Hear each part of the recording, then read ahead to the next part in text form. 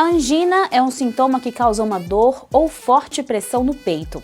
O desconforto pode ser mais intenso durante a prática de atividades físicas, mas ela também pode se manifestar quando a pessoa está em repouso. No Saúde em Dia de hoje, você vai conhecer as causas, características e o tratamento da angina.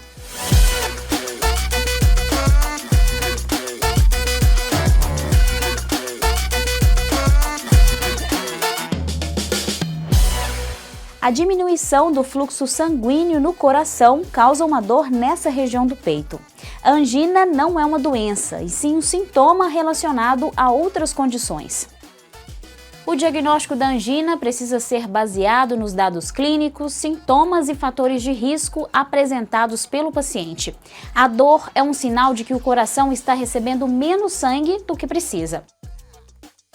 A angina pode se manifestar de formas diferentes, variando entre a angina estável e a angina instável. Todos os tipos de sintomas devem ser levados a sério. É muito importante investigar as causas para ganhar tempo para iniciar um tratamento eficiente. Agora você vai saber mais sobre as causas e fatores de risco com o médico Dr. Argenil José de Oliveira. A angina é um sintoma.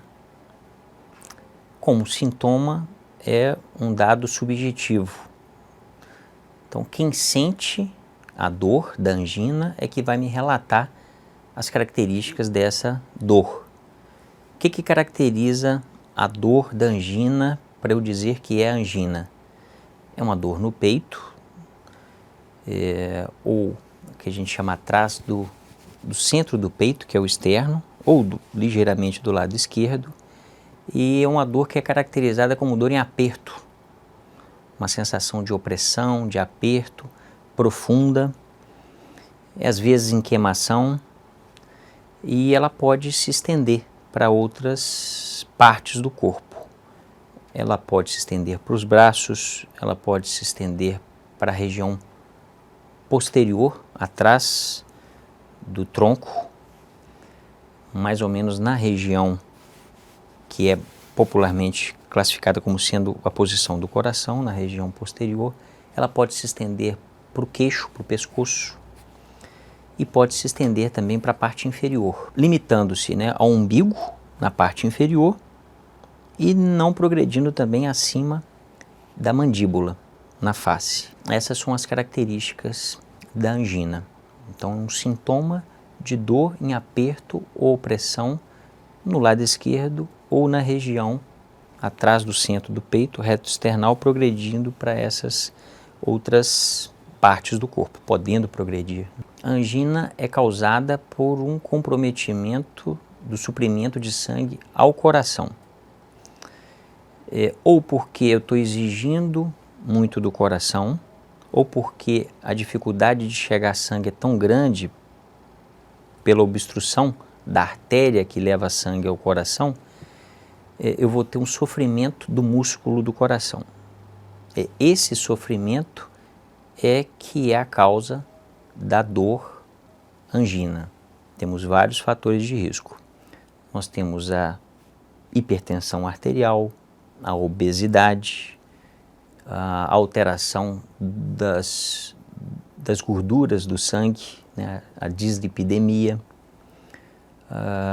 o sedentarismo, o alcoolismo, o tabagismo, são todos fatores de risco para obstrução da artéria que leva à irrigação do músculo do coração. Todos esses fatores agregados a um componente genético, como sendo um sintoma, ele envolve aspectos subjetivos, Então há um relato de quem sente essa dor. Então eu tenho que qualificar bem essa dor através da entrevista de quem está sentindo.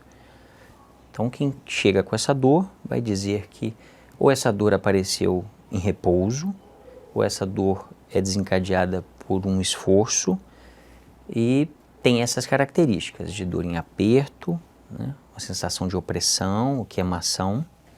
Em geral, essa dor vai durar ou menos de 2 minutos, ou menos de 30 minutos, dependendo do momento em que essa dor vai acontecer. E eu vou associar isso a fatores de risco. Então, se essa dor, além dela acontecer com essas características, quem a tem esses fatores de risco, isso torna mais provável que essa dor, de fato, é uma dor, é uma angina, né, cardíaca, e que eu devo progredir na investigação dessa causa. Um dado muito importante é que a doença cardiovascular, né, coronariana, né, causada por lesão da artéria, a gente chama de lesão ateromatosa, né, é uma lesão da parede que vai progressivamente estreitando essa artéria, o lúmen dessa artéria, e dificultando a chegada de sangue, ou ela pode acontecer agudamente também. Ela é muito frequente, porque os fatores de risco são muito prevalentes. Faltou um outro fator de risco para a gente comentar, que é o diabetes. O diabetes também é um outro fator de risco para a doença coronariana. Então, uma patologia que tem todos esses fatores de risco, diabetes, obesidade, sedentarismo, alcoolismo, tabagismo, ela está muito presente na população em geral. Então, ela é muito frequente. Sendo frequente, a gente tem que pensar nela em vários momentos do atendimento, né? Nós temos observado, não só aqui, mas em geral, um subdiagnóstico dessa patologia. Então, muitos pacientes, ou eles não são identificados corretamente num primeiro momento, ou eles são identificados tardiamente, e isso tem importância, o tempo. Porque quanto mais rápido eu atuo no tratamento da angina, menor vai ser a probabilidade de eu ter morte de parte do músculo do coração, que é o infarto. No próximo bloco, você vai saber as diferenças entre os tipos de angina. Daqui a pouco a gente volta.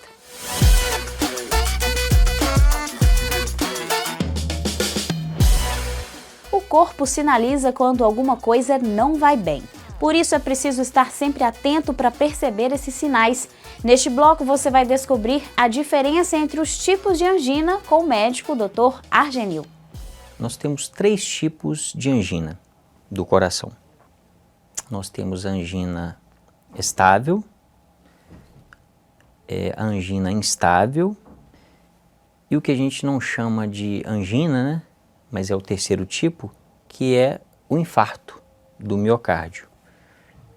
A angina estável é a dor decorrente de uma lesão dessa artéria que irriga o coração, e essa lesão é estável, ela não está em progressão ou a progressão é muito lenta. Então eu vou ter essa dor, em geral, por meses eu vou sentir essa dor, em geral por mais de 3 meses, e essa dor acontece quando eu tenho um esforço, quando eu realizo um esforço. Então esse esforço vai aumentar a necessidade de suprimento de sangue ao coração para atender as demandas do esforço. Se eu tenho uma lesão na artéria coronariana, essa demanda não vai ser suprida e o coração vai entrar em sofrimento. Então ela sempre vai acontecer com o mesmo esforço. Eu paro de exercer aquela atividade, a dor vai passar. A angina instável é aquela angina estável que mudou. Então a dor ficou diferente.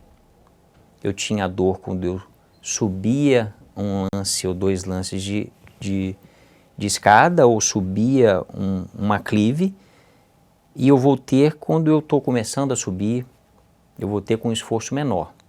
Ou ela pode acontecer sem ter angina estável previamente, é uma dor aguda. Então uma dor aguda anginosa que não aconteceu nos últimos meses, ou tem menos de 3 meses, a gente chama de angina instável, é de maior gravidade. E nós temos o infarto. O que é de diferente o infarto da angina estável e da angina instável? No infarto, essa dor anginosa vai levar a uma perda do músculo do coração. Então eu vou ter morte de células do miocárdio, que é o músculo do coração. O infarto do miocárdio, ele pode se apresentar em pacientes com diabetes sem a presença de sintomas. Um infarto silencioso, onde eu tenho comprometimento da sensibilidade, com o diabetes não controlado principalmente, eu tenho comprometimento da inervação. Então, assim como eu tenho comprometimento do diabetes na sensibilidade dos pés, que leva às lesões por insensibilidade, né, do pé diabético, eu também tenho um comprometimento da sensibilidade da dor, da anginosa. Então, até 25, 30% dos pacientes diabéticos podem ter quadros de infarto sem apresentar a dor anginosa. São os infartos silenciosos. Ou a apresentação, que a gente chama de uma apresentação que não é atípica, não é essa dor com essas características. Às vezes eu posso ter mais um incômodo na região epigástrica, chamada boca do estômago, né? Ou outras alterações que não são típicas. A presença do sintoma angina com essas características que nós escrevemos, a pessoa deve procurar imediatamente um pronto atendimento. E, se possível, de preferência, que ela não vá por meios próprios, que alguém a leve. Como nós comentamos, o tempo é importantíssimo nesse tratamento. Porque dependendo, né, das características dessa angina, eu tenho medicações que vão atuar num determinado período de tempo. Se eu passar desse tempo de tratamento, a chance de eu ter morte de células do coração, arritmias, em função desse sofrimento, e o risco da chamada morte súbita é enorme. Eu tenho angina, eu tenho uma dor, a dor tem essas características, eu vou procurar uma unidade hospitalar de pronto atendimento e lá eu vou ser avaliado com relação a essa dor e eu vou fazer um primeiro exame, que é o eletrocardiograma. E ele vai me dar informações que vão direcionar o meu tratamento. Dependendo das informações que ele me der, eu tenho tratamentos imediatos a serem feitos. Esse tratamento pode ser só medicamentoso e ele pode também ser cirúrgico, que é o cateterismo cardíaco. Na fase aguda desse tratamento, que a gente está dizendo que ele é tempo dependente, esse cateterismo terapêutico, que eu tenho o cateterismo que eu utilizo só para fazer o exame diagnóstico, e ele pode ser terapêutico ou não. Ele tem um tempo para ser realizado. É um tempo de 1 hora. Então, na maioria das vezes, nós vamos ter, principalmente na rede pública de saúde, acesso ao tratamento com medicamento, em função do tempo. A angina geralmente é tratada com uma medicação específica, mas existem alguns quadros que exigem procedimentos cirúrgicos. Sobre o tratamento, você vai saber mais no próximo bloco.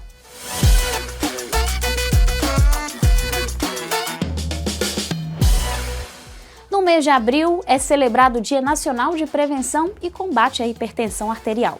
A data serve para promover a conscientização. A doença atinge aproximadamente 35% da população brasileira, além de ser responsável por desencadear até 80% dos casos de derrame cerebral e 60% dos casos de ataque cardíaco registrados no país.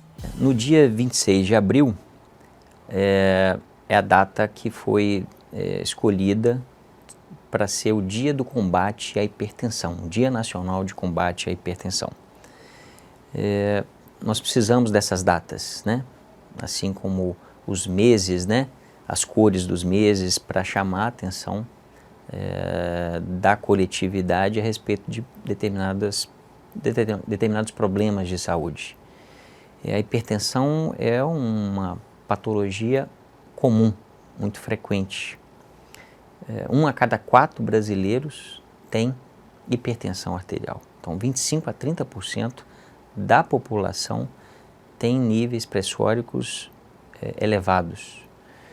E isso tem um impacto importantíssimo na doença cardiovascular isquêmica. 400 mil pessoas vão a óbito por ano em função de problemas cardiovasculares associados à hipertensão. Se a gente pensar que em função da pandemia nós temos pouco mais de 600 mil pessoas, é um número assustador, né? Nós temos 400 mil pessoas anualmente indo a óbito em função da doença cardiovascular associada à hipertensão. São os hábitos de vida. Então, os hábitos alimentares, a atividade física regular, né?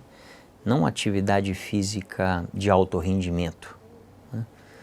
O atleta de alto rendimento, nós já sabemos que ele não vive mais do que a população em geral, porque o exercício de alto rendimento não é saudável, mas sim a prática física regular, né? E associada aos outros cuidados preventivos, né? Das doenças que são fatores de risco para a doença cardiovascular. Doença cardiovascular isquêmica, né? Que tem a sua manifestação no sintoma angina, é fazer a prevenção do controle dos fatores de risco. Nós temos fatores de risco que nós podemos modificar com o tratamento da hipertensão, do diabetes, o controle, né, dos hábitos de vida, a redução do peso, né, com relação à obesidade. Nós não conseguimos modificar o fator genético. Esse é o único fator que nós não conseguimos modificar. Com relação ao tratamento da angina, a angina estável é essa angina essa dor que aparece quando eu tenho um esforço e ela cessa quando eu deixo de realizar o esforço, e ela tem mais de 3 meses e ela não mudou as suas características. Essa dor, essa angina, eu tenho como fazer uma avaliação programada. Então eu tenho como fazer uma avaliação ambulatorial, ir ao consultório do clínico, do cardiologista, programar uma avaliação, um exame, para avaliar se essa angina, o tratamento vai ser só medicamentoso ou se eu vou precisar de tratamento cirúrgico. A angina instável, que é essa dor em opressão, em aperto, que acontece agudamente, ou que tem menos de 3 meses que ela acontece, ou que era uma angina estável, mas mudou as características, ela acontece com um esforço menor, ou ela tem uma duração maior, uma intensidade maior na dor, eu tenho que procurar uma unidade hospitalar, um pronto atendimento, um tratamento de urgência e emergência, porque essa angina precisa de um cuidado agudo, seja medicamentoso, seja cirúrgico. Um paciente que tem um quadro de angina instável ou angina estável e que não procura atendimento, ele tem o risco de perder células do coração, de ter morte de parte das células do coração ou uma parte importante, a depender da quantidade de sangue que deixa de chegar ao coração. Isso pode trazer consequências agudas ou crônicas. Agudas, ele pode ter um quadro de morte súbita. Ele pode ter uma insuficiência do coração ou uma arritmia que leva a um quadro agudamente de óbito. Ou ele pode ter consequências crônicas, que vão gerar incapacidade a ele ao longo do tempo e vão diminuir também o tempo de vida dele. Porque se eu tenho morte de parte do tecido, das células do coração, o meu coração vai bater diferente. As células do coração que são responsáveis pelo estímulo de como o coração bate, também vão se comportar de forma diferente. Então eu vou ter a insuficiência cardíaca com o passar do tempo, então o meu coração não vai conseguir atender às minhas necessidades, isso vai me gerar falta de ar, inchaço nas pernas. Ou eu posso ter também, ao longo do tempo, uma alteração no ritmo do coração e também levar a um quadro que nós chamamos de morte súbita, que é uma parada cardíaca aguda. Há uma tendência de todos nós a postergarmos, né? A deixarmos para depois, ou a não valorizarmos, né, alguns sintomas, algumas sensações que nós temos, mas a angina, né, a doença cardiovascular isquêmica, ela é altamente prevalente. Né? Por quê? Porque as doenças, né, que são fatores de risco são muito prevalentes na população em geral. Então, diante de uma dor anginosa com essas características, não espere que ela vá passar sozinho e você vai procurar o atendimento médico no outro dia, ou você vai fazer uso de algum chá, de algum outro tipo de tratamento sem uma orientação médica. Então, procure o seu médico de confiança ou, em quadros agudos, procure uma unidade de pronto atendimento. Procure sempre um profissional de sua confiança. Se cuide, saúde e até o próximo programa.